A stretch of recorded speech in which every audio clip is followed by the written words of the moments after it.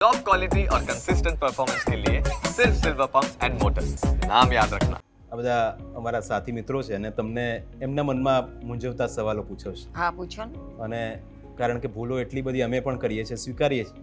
કારણ કે ભાષાની ભૂલ સ્વીકારશું નહીં તો શીખી નહીં શકાય અને કોઈ કહેશે નહીં તો આવડશે નહીં. એટલે બા અને આ બધા અમારા જેટલા પણ સાથી મિત્રો છે, આપને એમને જે પ્રશ્નો છે એ આપને પૂછશે. ખુશ્બુ, બા પહેલા તો એ વસ્તુ જાણવી છે કે ક્યારેક બે શબ્દો ભેગા આવે અને ક્યારેક બે શબ્દો અલગ આવે. જેમ મને કે દાખલો આપવાનો. દૃષ્ટાંત ઘટના સ્થળ છે તો એ ભેગું આવે અને સગીર વય છે તો એ બંને અલગ આવે. તો હવે એને ઓળખવું કઈ રીતે કે કયો શબ્દ ભેગો આવશે અને કયો શબ્દ અલગ આવશે? એમ જ કન્ફ્યુઝ થઈ જવાય છે. એમાં એક સમાસ કરીને શબ્દ છે. જ્યારે તમે શબ્દોને સામાસિક બનાવીને લખો ને ત્યારે એ ભેળા હોય. રામ સીતા છે તો રામ સીતા ભેળા હોય, રામ સીતા આઘુય હોય તો એ બેય સાચું છે. રામ સીતા ભેળા હોય ત્યારે સમજવું કે આ સમાસ છે. સમાસ કરીને લખ્યો, દ્વંદ્વ સમાસ કરીને લખ્યો. અને રામ અને સીતા આઘું લખ્યું તો એને સમાસ છૂટો પડીને લખ્યો. બીજું શું? છૂટો પડીને લખ્યો કે આ શબ્દ આપણે ભેગો જ રાખવાનો છે ને આ શબ્દ આપણે અલગ જ રાખવાનો છે. તમને એ વાતની ખબર જ છે. કંઈ ન શીખો ને તો પણ તમે રામ સીતા ભેડું જ લખવાના અને રામ સીતા આગું લખશો ત્યારે અને લખવાના હાથમાં રામ અને સીતા લખવાના. આપણને ખબર જ છે. એટલે અમે છે ને ભૂલ કરીએ ને એટલે અમને સરે એવું કીધું કે ઘટના સ્થળ એક શબ્દ છે, પણ જ્યારે હું વિચારું ને જો હવે તમને સમજાવું, ઘટના સ્થળ એક શબ્દ નથી, એ બે શબ્દ ભેળો થઈને એક સમાસ બન્યો છે. ઘટના સ્થળ એટલે ઘટનાનું સ્થળ. ઓકે. આ નું પ્રત્યયને તમે કેન્સલ કરી નાખો, એનો લોપ કરી નાખો તો એ ઘટના સ્થળ બને છે. ઘટના સ્થળ એટલે ઘટનાનું સ્થળ. તો એમાં આ નું છે ને એ છઠ્ઠી વિભક્તિનો પ્રત્યય છે, એટલે સંબંધ વિભક્તિના પ્રત્યયનો લોપ થઈ ગયો એટલે આ ઘટના સ્થળ એમ શબ્દ બન્યો. એટલે તમે જો આગું લખો તો એમાં કોઈને વાંધો નથી. ઘટના સ્થળનો કોઈ અર્થ બદલાતો નથી, વાંધો શું કામ આવે? એટલે વ્યાકરણને રીતે ખોટું કહેવાય કે સાચું છે? સાચું જ કહેવાય. ઓકે. અને ખરેખર તો છે ને એક બહુ સરસ મજાનો શ્લોક છે, મને ભૂલી ગઈ હું, કે લખાતું હોય એમાં માત્ર અડધું ચરણ પણ જો એનો કવિ ઓછું વાપરે તો ઘરે પુત્ર જન્મ થયો હોય ને એટલો એને આનંદ થાય. બોલો, એટલે ઘટનાનું સ્થળ ને બદલે ઘટના સ્થળ લખો તો પુત્ર જન્મ જેટલો આનંદ થવો જોઈએ. અને તમે વચમાંથી નું આગો કરી દીધો તો ઘટના સ્થળ ભેળું જ કરી દેવાય ને. સાવ દીવા જેવું છે ને. રામ અને સીતા એમાં અને કાઢી નાખો તો રામ સીતા ભેળું જ કરવું પડે. ન કરવું એ ભેળું તો રામ સીતા આગું લખવાનું કોણ ના પાડે છે? એટલે ઘટનાનું સ્થળ આ હતું. હા, તો હવે એ ઘટનાનું સ્થળ કેવું લાંબુ લાગે છે? તો એના કરતા ઘટના ઘટના સ્થળ બરોબર છે ને. તો હવે વચમાંથી તમે નું કાઢી નાખો તો આ બેન ભેળા કરી દો. હવે બરોબર સમજાઈ ગયું? કેટલું સહેલું હોય છે. આટલું જ સહેલું છે, આખું ગુજરાતી આટલું સહેલું છે. બા મારો સવાલ એ છે કે આપણે ઈ લખવું ને ત્યારે કન્ફ્યુઝ થઈએ કે નાનો લખવાનો કે મોટો લખવાનો. ઇલેક્શન, ઇતિહાસ તો ઘણીવાર કન્ફ્યુઝન થઈ જાય. તો આ સમજાવો કે આ કેવી રીતે આવે? એની માટે તો તમારે શીખવું જ જોઈએ ને. એના નિયમો શીખવા પડે. ઈ ક્યારે આવે ને ઈ ક્યારે આવે ને એના નિયમો છે. ઈ રસ્વ ઈ દીર્ઘ ઈ, તો એના પણ નિયમો છે. હું તમને કહું, એક દાખલો આપણે લઈએ. માનો કે રાષ્ટ્રીય શબ્દ છે તો એમાં ઈ એ પ્રત્યય છે. તો એવો નિયમ છે કે ઈ એ પ્રત્યય છે ને એનો ઈ દીર્ઘ હોય. તો એવા ઘણા બધા પ્રત્યયો છે. એ બધા પ્રત્યયોનું પ્રકરણ તમારે ભણવું પડે. પણ માત્ર ય જ હોય, ઈ એ પ્રત્યય ન હોય પણ ય હોય. જેમ કે કડિયો, તો એ કાંઈ કડ વત્તા ઈ એમ નથી, કાંઈ કડિયો શબ્દ જ છે. કડિયો, દરિયો, ગરિયો, તો એવું હોય ત્યારે યની આગળનો છે એ રસ્વ કરાય. હવે તમે એટલું જ શીખીને જાઓ કે યની આગળનો રસ્વ હોય તો પછી તમે રાષ્ટ્રીયમાં એ રસ્વ કરો તો ખોટું પડે. કારણ કે ત્યાં ય નથી, ત્યાં ઈ એ પ્રત્યય છે. એટલે તમારો જે પ્રશ્ન છે ને એ પ્રત્યયો જોડે લેવા દેવા વાળો છે. એટલે તમારે પ્રત્યયોનું પ્રકરણ ભણવું પડે. બા પછી આપણે એવી રીતે લખીએ ને જાણે કે રમેશે, તો શની માથે માત્ર આવી જાય, પણ આપણે એ અલગથી કેમ નથી લખી શકતા? નો લખાય ને. કારણ શું છે કે એની હારે એ ગોઠવાઈ જાય છે.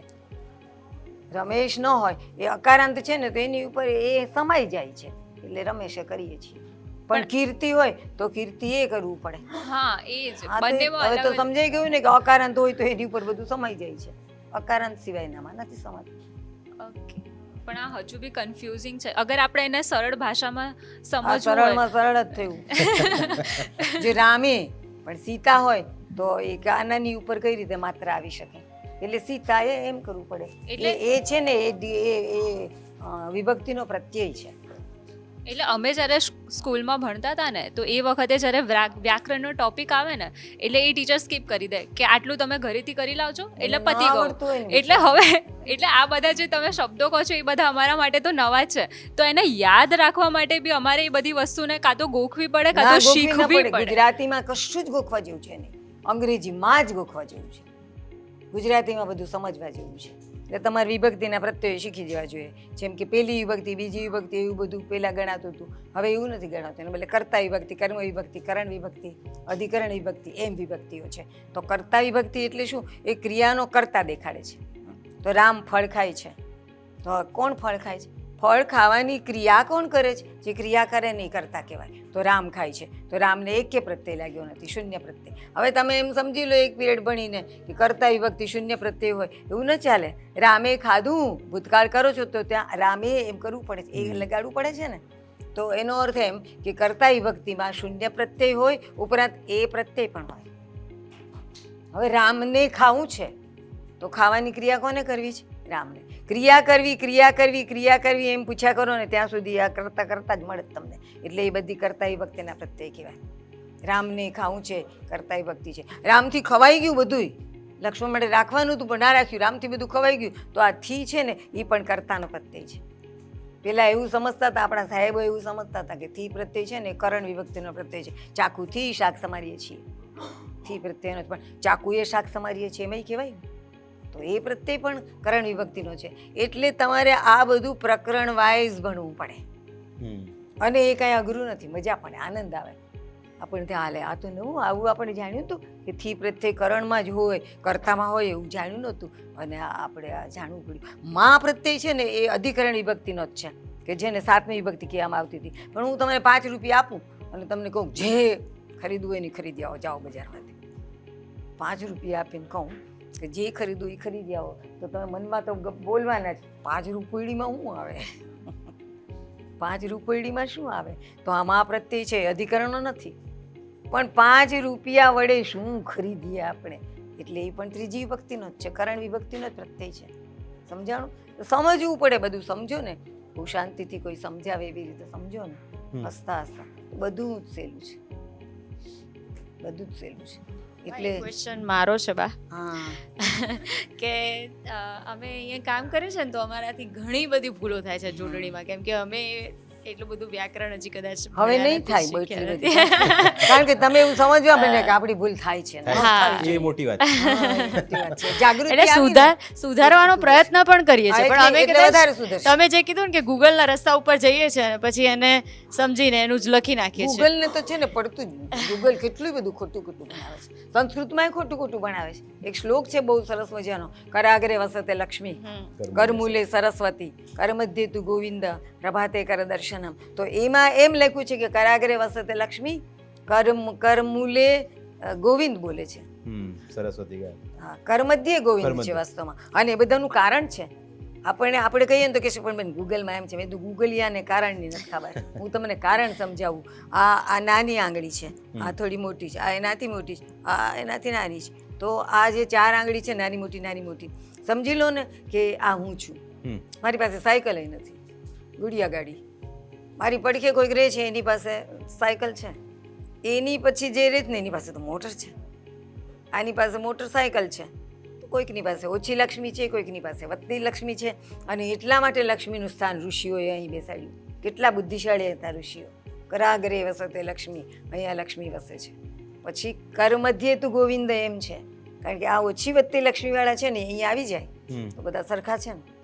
ભગવાનની પાસે બધા સરખા છે. બહુ લક્ષ્મીવાળો ભલે ના માલતો હોય કે હું લક્ષ્મીવાળો, ભગવાન કહેશે મારી પાસે તો બધા સરખા જ છે. અને આપણે લખવા બેસીએ તો આમ લખાય. તમે રંગોળી કરતા હો ને વચમાં કંઈક રંગ પૂરવાનું રહી ગયું હોય તો આમ નહીં પૂરી શકો. તમે ફૂટ મંગાવશો, એની પર હાથ ટેકવશો અને પછી રંગ પૂરશો. અને ટેકવું પડે. આ જગ્યાએ ટેકવીને પછી જ લખાય. અત્યારે આમ નહીં લખાય, ટેકો આપીને લખવું પડશે. અને એટલા માટે એ લોકોએ અહીંયા કર મૂલે સરસ્વતી એમ બેસાડ્યું. બધા કારણ છે. પછી ગૂગલિયા બધા મોઢું તાકવા માંડે. એટલે એમાં તો બધું એવું હોય છે, ખોટું હોય છે. અને બા એક એવું છે કે અમે ગુજરાતીમાં લખીએ ને પણ અમુક શબ્દો કેવા કે ઇંગ્લિશમાં હોય પણ અમારે ગુજરાતીમાં એને લખવા પડે તો એમાં અમને એવું કન્ફ્યુઝન થાય છે કે ધારો કે કન્ફ્યુઝન શબ્દ કાઢી નાખો ને આજે મૂંઝવણ મૂંઝવણ મને એવી મૂંઝવણ થાય છે કે ઈ વચ્ચે મેં એવું સાંભળ્યું છે કે ઈ વચ્ચે હોય ને શબ્દમાં તો ઈ નાનો ઈ જ આવે અને જો છેલ્લે છે તો ઈ હંમેશા મોટું ઈ જ આવે એવું કોણે કીધું? એવું મને કોકે કીધું છે એવું ન ચાલે. કોકે કીધું હું એમાં. તમને વીટી શબ્દ કહું, વીટી હા. આમ પહેરીએ છીએ આપણે આંગળીમાં તો એમાં તો વી દીર્ઘઈ છે, એ તો ટની પેલા આવ્યો જ ને એટલે વચ્ચે વી ને ટીમાં વચમાં આવ્યો જ ને તો એ તે દીર્ઘઈ છે એટલે એવું કઈ છે નહીં. એટલે એવું કઈ એવું કન્ફર્મ એટલે એવું ઠોસ ના, એવું એનું ગુજરાતી મને નથી આવડતું જો હિન્દી બોલે બસ છે ઇંગ્લિશ એ પણ તમે એટલું સુધારો ને કે આપણે હવે આવું બોલવું નથી. મને ઘણા મેડમ ને મેમ કે મેં કીધું, એવું બોલશો તો હું જવાબ નહીં આપું. બેન કહો ને કાં તમે મારા ધોળાવાળ જોઈને બા કહો છો, માં કહો છો. હા તો મને એમાં કઈ વાંધો નથી. સ્ત્રીઓ તો જન્મજાત માં જ છે એટલે કશો વાંધો નથી. પણ એવું મેમ ને મેડમ ને એ વળી શું તો નહીં આવીએ અમે તમારે ત્યાં. હવે આપ કહી જ દઉં છું. પછી આપણે કંઈક સારું થાય થેન્ક યુ આભાર. હો તો આભાર કેવો ભર્યો ભર્યો શબ્દ લાગે છે. આપણે થેન્ક યુ જ બોલવાના. એ સોરી હો મારો પગ તમને વાગી ગયો એમ જ બોલશો, પણ એ માફ કરજો. હો કેવું મીઠું લાગે છે. આપણી પાસે નથી શબ્દો છે, આપણી પાસે ભાવ સાથેના સંવેદનસભર શબ્દો છે, છતાં થેન્ક યુ સોરી પતાવી દઈએ. વાસ્તવમાં થેન્ક યુમાં કાંઈ સંવેદન જ લાગતું નથી. એવું તુકારે લાગે. હા સોરીમાંય કાંઈ લાગતું જ નથી. ત્યારે આમાં તો આપણે પલળીને બોલતા હોય ને તમારે વાગી ગયું તમને માફ કરજો, માફ કરજો. એટલે આપણી ભાષા તો બહુ ધનિક ભાષા છે પણ આપણે સમજવા કોશિશ કોઈ દી કરી નથી ને આજે કરવા માંડ્યા છે ને એટલે આમાં જો બચ્યા જ રહેશો ને તો સુધરી જશો. સોશિયલ મીડિયા જવાબદાર ગણી શકાય અત્યારે જે ગણાય જ ને, એ રીલ્સમાં- ખોટું લખે છે. હમ હા ગણાય, બધા જ લોકો ગણાય જવાબદાર. જે ખોટું લખે જ નહીં જવાબદાર, કારણ કે એ એવું મીડિયા છે કે જેને બધા અનુસરે છે. અનુસરતું ન હોય ને એ માણસ, આ ગાંડો માણસ હોય, ખોટે ખોટું બોલ્યા કરે તો વાંધો નથી, ભલે બોલે, આપણે કઈ એને અનુસરવાના નથી. અને હાલે તો આપણે અનુસરીએ છીએ. ઊંઝા જોડણી કોષ વિશે બાપ શું કહેશે? હા એ હંગમ છે, બિલકુલ હંબક છે, બિલકુલ હંબક. હું તમને કહું, એક માણસ હોય એને 2 પગ છે, એ 2 પગે ચાલે છે બિચારો, નિરાતે ચાલે, સરસ ચાલે, દોડે છે, પણ આપણે 2 પગ તોડી નાખ્યા. હવે વિચારો કેમ ચાલે? આપીએ ને અમે તમને કાંક ઘોડી આપીએ, પછી આપણે એને કાંક ઘોડી આપીએ પછી ચાલે. પણ તો એના પગે ચાલતો તો તમારા બાપાનું શું જાતું? કાંઈ જાતું હતું? હવે એ લોકો એક વાક્ય આપે છે, મારા પિતા બીડી પીતા નથી, તો એ કે રસોઈ કરવાની જ નહીં, બધી દીર્ઘ જ કરો. તો ખબર કેમ પડે? અર્થ એના સંદર્ભથી ખબર પડે. સંદર્ભથી અર્થ ખબર પડે એ સારું કહેવાય કે શબ્દ પોતે જ પોતાનો અર્થ કે સારું કહેવાય? મારા પિતાનો પી રસોઈ કરો તો ખબર પડે કે પિતા એટલે બાપા, તો કેટલું સરસ કહેવાય, કેટલો 2 અક્ષરનો શબ્દ બોલ્યો. અને બીડી પીતા નથી, પી દીર્ઘઈ લખો તો ખબર પડે કે આ પીવાની વાત કરે છે. તો એને માન્ય નથી, એને તોડી નાખ્યું અને પછી કાંખ ઘડી આપી. સંદર્ભથી જાણો. આમ તો સંદર્ભ લઈ આવવાનો. એટલે ઊંઝાવાળા તો ખોટા જ છે, સાવ ખોટા છે. રસ્વ દીર્ઘોમાં માથાકૂટ કરશે, પછી અનુસ્વરમાં માથાકૂટ કરશે. હવે નહીં કરે, મૂંગા થઈને બેસી ગયા બધા. એમાંના જે રમણભાઈ મારે ત્યાં આવ્યા હતા, મેં કીધું ક્યાં જવાના છે? મને કે કેમ એવું પૂછો? તમારી પાછળ આવું પોતું લઈને તમે જે પ્રચાર કરો ને એ બેસી ભૂસી નાખીશ. પછી દર્શકને ત્યાં ગયા તો દર્શકે તો ચોખ્ખું એને કીધું કે અમે આ રક્ષાબેન કહે છે ને એ પ્રમાણે કરશું, તમે કોઈ એ પ્રમાણે નહીં કરીએ. તમે બધું હલાવી નાખો છો કે આ બધું કેઓસ ઊભો થશે. હવે બધા મૂંઝાશે, જો ને આ કન્ફ્યુઝન થાય છે બધાને, આ કરવું. એની બદલે અમારી પાસે નિયમો છે, બધું છે, તો ભાઈ અનુસરવા દો ને. ભાષાને મારી શું કામ રાખો છો? પ્રેમાનંદ છે ને એવું બોલ્યા હતા. પ્રેમાનંદ એટલે પેલા માણભટ્ટ કે સુંસા પૈસા 4. સુંસા આપણી ગુજરાતી એટલે સુંસા, એના 4 પૈસા કિંમત હતી. એટલે એને પાઘડી ઉતારી નાખી. આ પાઘડી હું નહીં પહેરું, જ્યાં સુધી હું મારી ભાષાની કિંમત 16 આના નહીં કરું ત્યાં સુધી હું પાઘડી નહીં પહેરું. આનું નામ પ્રેમ કહેવાય. અને છેવટે એણે 16 આના કિંમત કરી છે. એના બધા પેલા વાંચ્યું તમે આખ્યાનો તો તમને ખબર પડે કે ઓહો કેવું સરસ લખે છે. અને આપણે વળી પાછા એને સુંસામાં બેસાડવા જઈએ છીએ આ ઊંઝાનો ટેકો લઈને. ઊંઝાવાળા સમજી ગયા છે હવે. એ ઊંઝા બોલે છે. એવું થઈ ગયું છે. વાંચન ઓછું હશે એટલે એવું થાય? ના એ બધી ઊંચી ભાષા છે ને આપણે બધી નીચી ભાષા છે. એવું થઈ ગયું છે એટલે એવું એટલે થાય. સાહિત્ય કોઈ વાંચે છે? તમને લાગે કોઈ આવ્યું સાહિત્ય એટલે વાંચીને? આ બધું આવ્યું છે ને આપણી પાસે મોબાઈલ ને આ ને તે, Digital. એટલે બધું એ વાંચે છે. પણ એમાં આંખ કેટલી બગડે, એમાં ડોક કેટલી બગડે, આમ જ વાંચવું પડે. એને વારે ઘડીએ મોટા અક્ષર કરવા પડે, વારે ઘડીએ આમ ફેરવવું પડે, એને બદલે આ નિરાતે સૂતા સૂતા વંચાય. માણસો લાભ ભૂલી ગયા છે, શેમાં લાભ છે. મોટી જેવી રીતે સરસ્વતી ચંદ્રના 4 ભાગ વાંચવા હોય તો એમાં સહેલા પડે કે આમ વાંચવા સહેલા પડે? તમે જ કહો ને. બધું દીવા જેવું છે એ માણસો સ્વીકારતા નથી. દેખાદેખી થઈ રહી છે. હા, બસ દેખાદેખી થઈ ગઈ છે. બધી માતાઓને તો બહુ દેખાદેખી છે. કંચનબેનનો છોકરો અંગ્રેજીમાં બેઠો એટલે મારો છોકરો અંગ્રેજીમાં બેસવો જ જોઈએ. એને ટ્વિંકલ ટ્વિંકલ લિટલ સ્ટાર આવડે તો મારા છોકરાને આવડવું જ જોઈએ. આપણી ગુજરાતીમાં કેટલા બધા સુંદર બાલકાવ્યો છે, પણ છતાંય ટ્વિંકલ ટ્વિંકલમાં જ પડ્યા રહેશે. એટલે બીજાનું સારું છે, આ સારું છે, આપણું ખરાબ છે એવું સમજાઈ ગયું છે. ખોટું સમજાણું છે. વાસ્તવમાં મારું જ સારું છે એવું અભિમાન હોવું જોઈએ. સ્વાભિમાન રહ્યું નથી. માન રહ્યું નથી. સ્વાભિમાન, અભિમાન રહ્યું નથી. અભિમાન હોવું જોઈએ. કેટલેક ઠેકાણે અભિમાન હોવું જ જોઈએ. પોતાની ભાષા. હા, મારી ભાષા, મારી માં, મારા બાપા, આ હોવું જ જોઈએ. પણ એ વાત ત્યારે થાય જ્યારે આપણું માનીએ ત્યારે થાય. પણ હવે તો એ બધામાં તો આપણે શું કરીએ? હમ. એ બધામાં તો એણે જ સમજવું જોઈએ. તો આપણે વ્યાકરણના ક્લાસ રાખીએ ને, એ પહેલાં સ્વાભિમાન જગાડે એક ક્લાસ રાખવા. જાગી ગયું બરોબર, તો ચાલો કાલથી શીખશું. માતા પિતાની ભૂમિકા કેટલી? બહુ મોટી ભૂમિકા છે. જો ને આ બધીમાં અંગ્રેજીમાં જ બેસાડવા જાય છે પોતાના છોકરાઓને. એટલા માટે કે એની બેનપણી એ અંગ્રેજીમાં બેસાડ્યો છે. એક નવું આવ્યું કે કોઈ દીકરી ભણે છે 3જા ધોરણમાં, CBSEમાં ભણે છે. હવે એની મમ્મી એને એમ કે બેટા હિન્દી બોલીશ ને તો તને ઇંગ્લિશ આવશે, પણ ગુજરાતી તો આવતી જ નથી કહેવાય. હા, તો એ બધામાં એક જ કારણ કે માન નથી. આપણી ભાષા માટે આપણને પ્રેમ નથી. મારી ભાષા ગુજરાતી છે. હું ભારતનો ગુજરાતી, ભારતનો છું અને ગુજરાતી છું. ગુજરાતનો છું અને ગુજરાત ભારતમાં છે. આટલી સમજ પડી જાય ને તો અંગ્રેજી ન એ ચાટે. આ ચાટે છે અંગ્રેજીને. 200 વર્ષ ચાલ્યા ગયા એ લોકોને ગયા ને, કોઈ હજી અંગ્રેજીનું ગયેલું નથી જતું. હું અમારા ભાઈની જોડે અમે લોકો ફરવા ગયા હતા હિમાલયમાં ને, તો વચમાં દિલ્હી તો આવે છે, તો મારે કૃષ્ણ ભગવાનની મૂર્તિ લેવી હતી. મૂર્તિનું એવું છે ને કે આપણે જ મૂર્તિ ખરીદાય. બીજા કોઈ મૂર્તિ ખરીદીને લાવે ને તો એનું મુખારવિંદ કદાચ આપણને ન ગમે એવું હોય. એટલે હું એ બધી મૂર્તિઓ મારે માટેની મૂર્તિ હું જ ખરીદું. તો મેં એ કૃષ્ણ ભગવાન ખરીદ્યા. બહુ સરસ મજાના આમ વાંસળી વગાડતા હતા. મોઢું મને ગમે એવું હતું. એ લીધા. ઓલા ભાઈએ બાંધ્યા. પૈસા આપવાના હતા એટલે પર્સોય ખોલ્યું. પછી કે આંટી આના છે ને આટલા રૂપિયા છે, પણ અમે આટલા લઈશું. મેં લઈ લે, પછી લઈ લે. જોતી આંટી છે નો કે છે. મેં કીધું તને કોઈ જગ્યાએ અંકલ દેખાય છે? આંટી છે નો કે છે. મને કે આંટી એટલે માત્ર અંકલની પત્ની એવું જ ન થાય, એનો અર્થ ફઈ પણ થાય, માસી થાય. મેં કીધું આટલો બધો અર્થ એક શબ્દનો થાય? ત્યારે આપણે તો કેટલા બધા શબ્દ, ફઈ, માસી, ફઈ, માસી, કેટલા બધા, દાની, દાદી, કેટલા બધા શબ્દો છે. મેં કીધું તો સોરી. મેં કીધું હજી સોરી હાલે તારા મોઢામાં, હજુ સોરી. મારે નથી જોતી, મૂર્તિ નથી જોતી. તો પાછી મૂકી દે. ન લીધી મેં મૂર્તિ, ન લીધી. પછી બીજી દુકાનેથી લીધી. આટલું બધું ગૌરવ હોવું જોઈએ. એટલે માને ભૂલીને માસીને પ્રેમ કરે એવું થાય છે. હા, એવું જ કરે જ ને. અને આ તો અંગ્રેજી તો માસી નથી, પડોશણ છે. પડોશણ છે. મેં છે ને એક, હું જ્યાં ભણાવવા જાઉં છું ને ત્યાં આગળ બોર્ડમાં એક નાનું અમથું કાવ્ય લખું છું. મુક્તક જ છે. જય મા માતૃભાષા માતૃભૂમિ. મા, માતૃભાષા અને માતૃભૂમિ, આ ત્રણને પ્રેમ કરવો જ જોઈએ. જય મા માતૃભાષા માતૃભૂમિ, તવ ચરણ કમલ રૌચુમી.